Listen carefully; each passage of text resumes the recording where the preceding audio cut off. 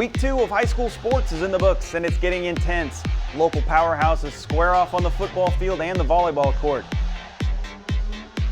Plus, the Fort Vancouver Cross Country team has its eyes set on state. Find out why students from another school might be the key. And Micah Rice of the Columbian joins us to talk high school sports. Catch this, it's your Clark County Scoreboard.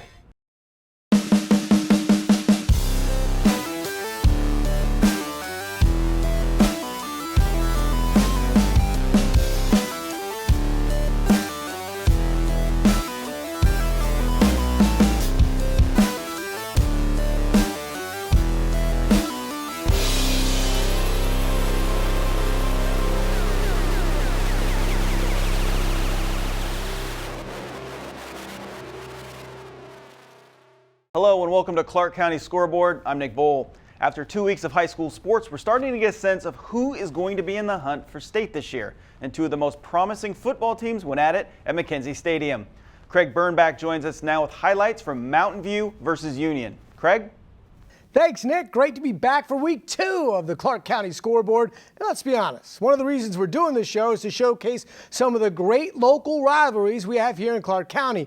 And while the Mountain View Union rivalry is one of the younger rivalries, it's one of the most heated, as bragging rights within the district lines is always a big deal. And for Union, they needed to make sure they didn't start off the season 0-2. Speaking of starting off, the Thunder, well, they'd start off very quickly thanks to a lightning strike from their defense. As watch Cason Reed, he's going to get a huge hit on Dominic Coletto. The ball is loose, and Alexis Plummer's in the right place at the right time. He gets the scoop and the score, and Mountain View was swimming their way to a 7-0 lead. Coletto would be forced out of the game after that hit, so that meant somebody had to step up for the Titans, and step up Jaden Jones did. He takes the handoff, and look at that big hole. Great job by the O-line. Jones is in for his first score of the game. I said first score because he danced his way into the end zone 2 more times. This one, it's shorter, but the result, it's the same. It's 6 points. And as my 4-year-old son Isaac says, if you like a song, put it on repeat. And that's what Union does, as it's Jones again. How about 216 yards rushing and 3 scores for Jones? Coletto's backup played like a starter in this one, as Mitch Rannigan decides to keep it himself. Good decision as he gets gone. That's a touchdown, and that's a huge 35-21 rivalry win thanks to a huge game from senior running back Jaden Jones. Yeah, he last week had some flashes. Wasn't a big part of the game plan just because we knew how dominant O'Day was going to be up front. And then, but the way he ran was like, okay, this kid's pretty good. I mean, we knew he was good, but man, he did some things that he didn't do last year, just with some suddenness and some change of direction, and picked up where he left off and had a really, really dominant performance. I thought the O-line blocked great. I thought we controlled the line of scrimmage. I just think we talked about being super physical all week long. That was our deal, is we needed our tempo to be better, and then we needed to be the more physical team. And I thought we were. Obviously, we had some adversity at the beginning, but I was really proud of how they settled back in and didn't let that kind of freak them out. They just stayed the course. We figured some things out and were able to kind of get on track.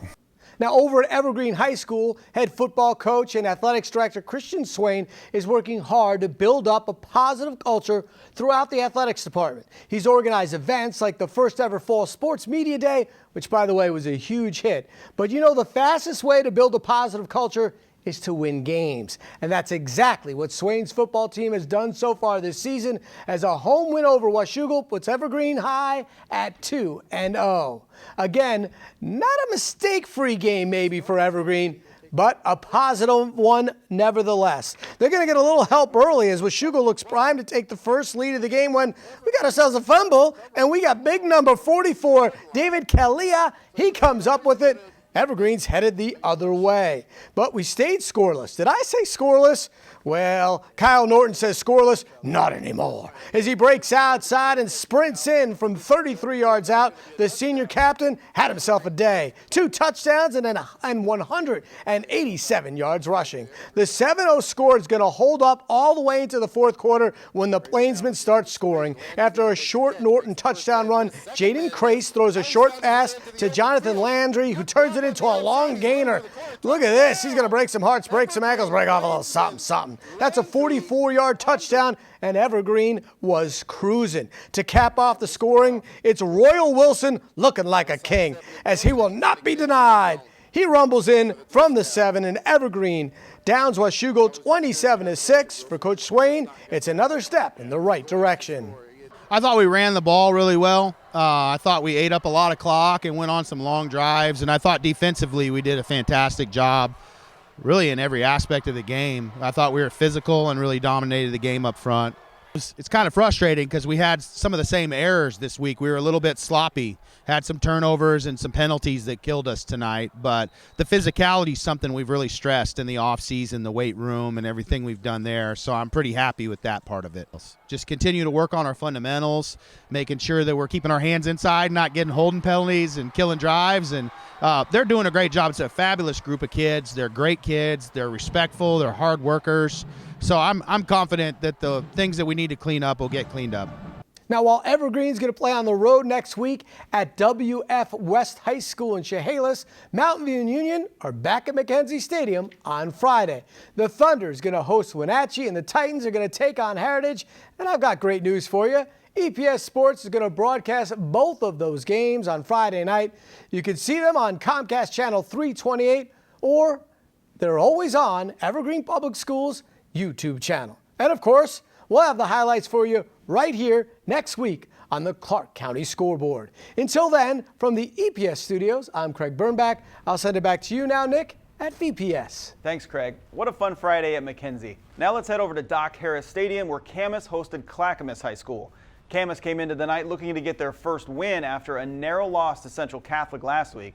After years of success under Coach John Eagle, the Papermakers have a new coach, Jack Hathaway, looking for his first win. After an early Clackamas touchdown, Luke Jamison ties it up with his short touchdown run. Later, Jarris Phillips gives Camas the lead with his 2-yard burst on the short side of the field, 14-7 Camas. But Clackamas had an answer all night long. Here, Miles Williams returns a punt 55 yards all the way to the house, giving Clackamas a 21-17 lead in the second quarter.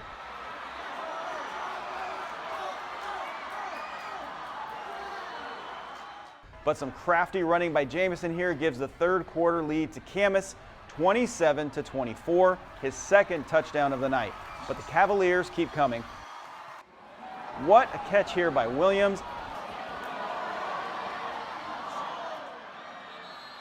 This time, it's Brody Crowley with a tumble over the goal line, and the Cavs are up 38-27, and then it's, guess who, Miles Williams with a huge interception in the end zone to stop the Papermakers' drive, and that seals the deal as Clackamas wins 38-30, putting Camas at 0-2 for the first time since 1997.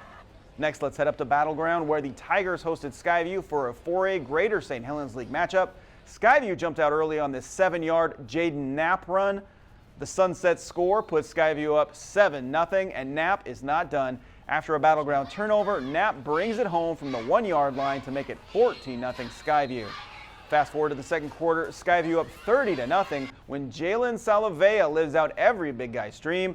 Salavea comes up from the linebacker spot to grab the interception, rumble down the sideline, breaking a tackle on the way.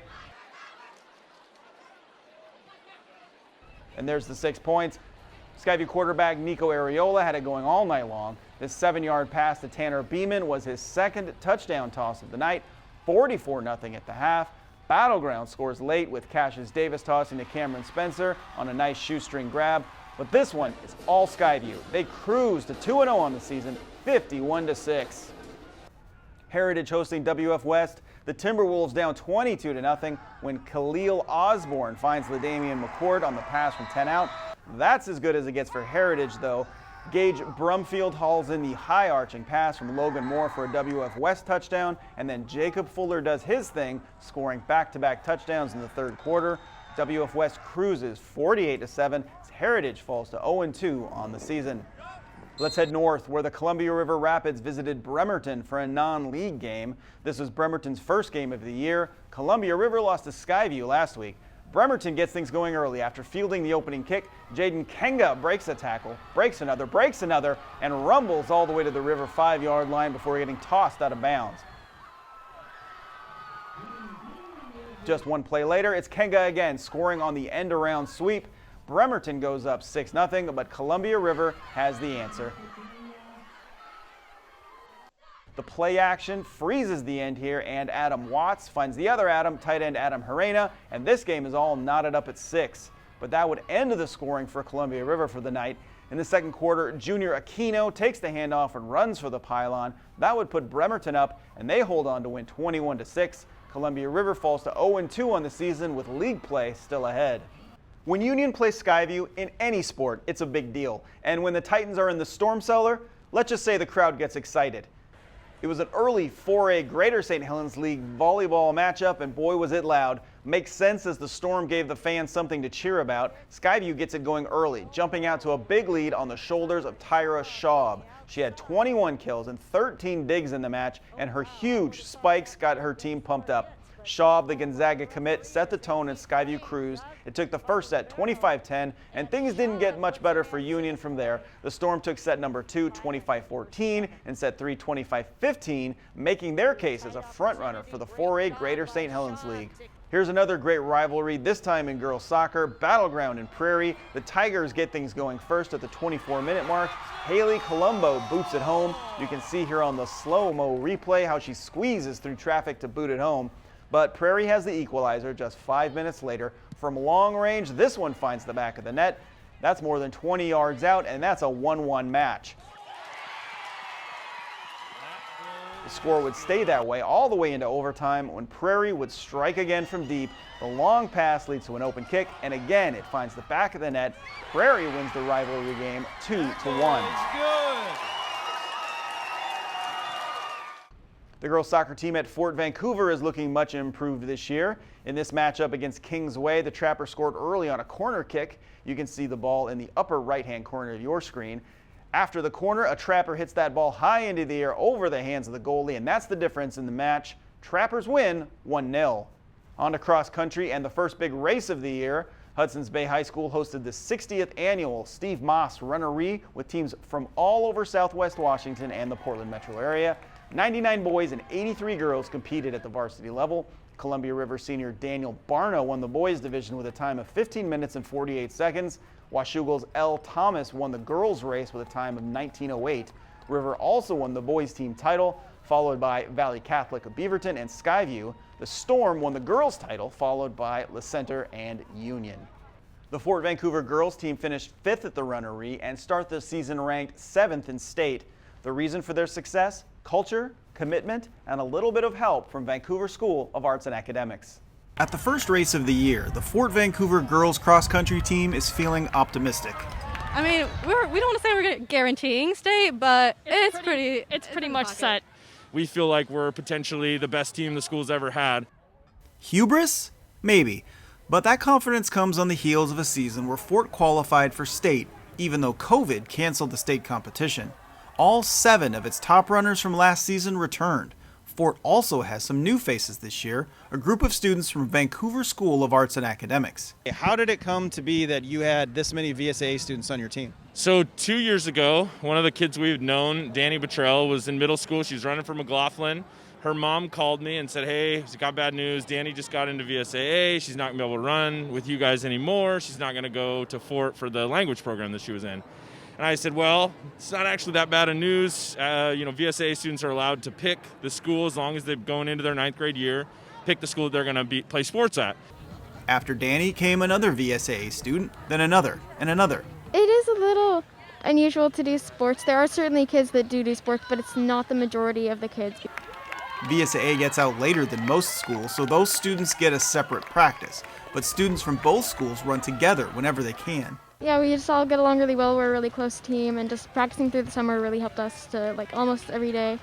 Just really helped us to bond as a team and get to know each other really well. Do you feel like you have different perspectives because you go to different kinds of schools? They're the art school, you're the regular school, or do you find once you're out here it all just sort of goes away and you're kind of the same? It's definitely, we all have the same mindset, we have the same goals, and we're just ready to get after it all together. Yeah, we're all the same. It's pretty cool. The coaching staff and athletes are recruiting not only VSAA students, but middle school students to come and run at Fort.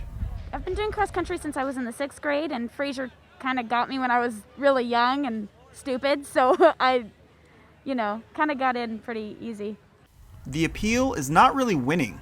One of our covenants is to have the most fun. And so when kids come out and they have a good time, they tell their friends about it, and it just leads to wanting to be a part of it. The team's culture of togetherness comes second nature to the artists from VSAA. I really like being part of a team, and we all work together in orchestra to make a nice, beautiful sound. And so I think it's kind of similar to what we do in cross country as a team, to all work together to reach our goals. Yes, it's all about upholding the legacy and honoring what came before us. I am extremely proud and very vocal about who I run for, and I wore this to school today. I was so proud. At Fort, students are learning the age-old lesson. If you want to run fast, run alone. If you want to run far, run together. Just a family. That's what we are. This is the only way I can really describe it, is you got to be a part of it to understand. Fort also has a student from VSAA on its boys team. In the past couple of seasons, 2 Fort runners have earned Division I cross-country scholarships, and 1 runner earned a scholarship to a Division II school. A lot of great sports happening right now, and joining me to talk all about the fall season is the sports editor for the Columbian, Micah Rice. Micah, thanks for joining us. Sure, good to be here again. What a busy week of prep football we had last week, and we want to look ahead to this week. What were your key takeaways from last week's action?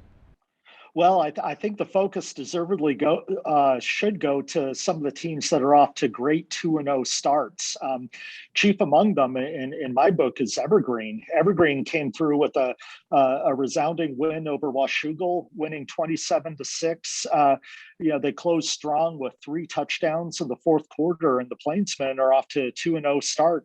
We're going to have an article coming up later this week on why that is, and it comes down to their linemen really embracing a kind of blue-collar, hard-nosed type of football approach that Coach Christian Swain has installed there. So Evergreen has always had some really good playmakers in the skill positions in recent years, but now to go along with those, they have some big fellas down in the trenches that are at least early on this season really pushing their weight around and have the Plainsmen off to a great start. Union recovered from a loss last week against a very good Mountain View team. They look sharp. Yeah, I mean, they overcame some adversity in that game as well. Starting quarterback Dominic Coletto goes down with an injury. And what do? The Titans turn to their senior running back, Jadon Jones, who ends up with 216 yards, 3 touchdowns, and getting a really good bounce back win for the Titans over a very good Mountain View team. And I think this sort of goes to show what a lot of us expected, that Union's loss in week 1 against O'Day was more a result of O'Day being really good than any sort of deficiency with the Titans. And so Union is back and rolling and will definitely be the team, I think, in the 4A to knock off. Of course, Skyview and Camas will have something to say about that, though. And Skyview is also 2-0 after they rolled over Columbia River in Battleground. Are they that good, or did they just face 2 teams having down years? Well, Skyview, I think they are obviously a very good team. And what do good teams do when they play teams that they're heavily favored against? They take care of business. And that's what they've done here in 2 lopsided wins against, like you said, Columbia River and Battleground. Jaden Knapp was the guy to come through this week, 3 touchdowns. But I think it's a hallmark of a good team that they don't play down to an opponent who maybe isn't up to their level talent-wise. Let's talk about the week ahead. We're seeing changes to the schedule due to COVID. Prairie has already rescheduled its game to face Marshfield from Southern Oregon. Did you expect COVID to play a role this early in the season? No, I expected some disruption, but it seems that multiple teams across the state are now having issues with games getting canceled and having to scramble to find new opponents on 1, 2, 3 days notice. I expected there to be some sort, some wrenches thrown into the gears here this season, but the fact that, count the teams now, Prairie, Fort Vancouver has had issues with having games rescheduled with COVID. Prairie, Hudson's Bay, Prairie had to scramble and and find a different opponent because Hudson's Bay couldn't play.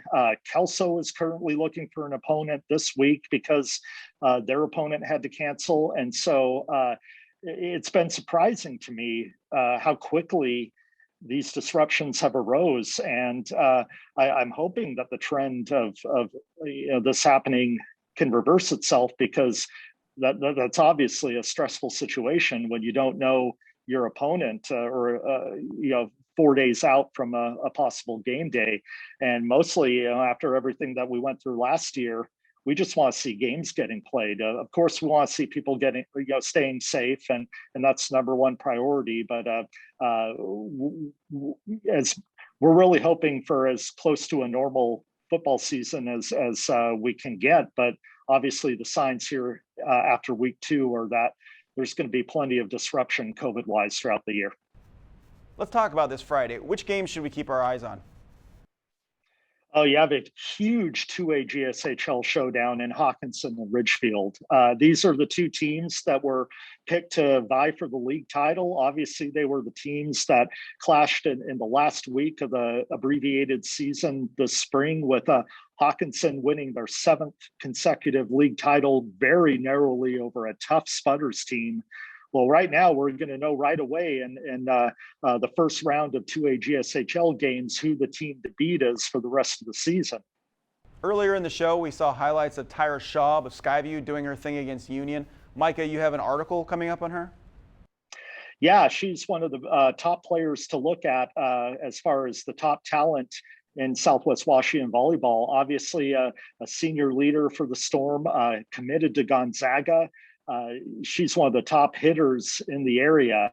And so we have an article coming out about her this week. And so if you want to learn more about Tyra Schaub and her journey to becoming one of the Storm's best players and having that team in the looking to do some big things this year, then be sure to read the Columbian later this week. Yeah, we covered that Skyview Union game last week, and she reminds me of a pitcher who throws a big fastball. Everybody just kind of stops what they're doing to watch. I really look forward to reading that article. Yeah, there's some hitters, and I go back to the former Battleground star Brooke Van Sickle, who might be one of the best players to ever come out of this area. When a big-time hitter makes contact, it just has a different sound. And that's one of the coolest things about being seeing volleyball in person. Well, thanks for joining us, Micah. We'll see you next week. Anytime, Nick. Of course, you can find Micah and his team of reporters covering local high school sports at Columbian.com. They're also fantastic to follow on Twitter, especially on game days. There are a bunch of local sports broadcasts coming up on Comcast channels 28, 29, and 328 for HD. On Thursday, September 16th, VPS GameTime has Fort Vancouver versus Hudson's Bay in volleyball at 7 on channel 328. On Friday the 17th, it's football from Mackenzie Stadium, brought to you by Evergreen Sports. Mountain View hosts Wenatchee at 4:30, followed by Heritage and Union at 7. Then on Monday the 20th, BGTV is back with girls soccer as Evergreen visits the Tigers of Battleground at 7 p.m. on 328. All of these games are also available on the individual district social media feeds, so check your YouTube, Facebook, and Twitter for links. And hey, speaking of that, let's get social with our top posts of the week. We're headed back to Fort Vancouver High School, where the Booster Club snapped this inspiring scene. The tennis courts at Fort are full of eager young players as the program has made major strides in recent years. So far, the Trapper boys are undefeated this season. Our next post comes from the east side of Vancouver. The Evergreen Athletics Department caught this great picture of the cheer squad as they prepared to head to Mackenzie Stadium to get the crowd fired up for the Plainsman-Washougal game. As you saw earlier, it worked. Evergreen took the game. Finally, a collection of cool photos by Candy Durgalo. She got some great snaps of the Kalama Mark Morris game. Candy has a great eye, and if you check her out on her Twitter account, you'll see more action-packed sports photos from around our area. Nice job, Candy.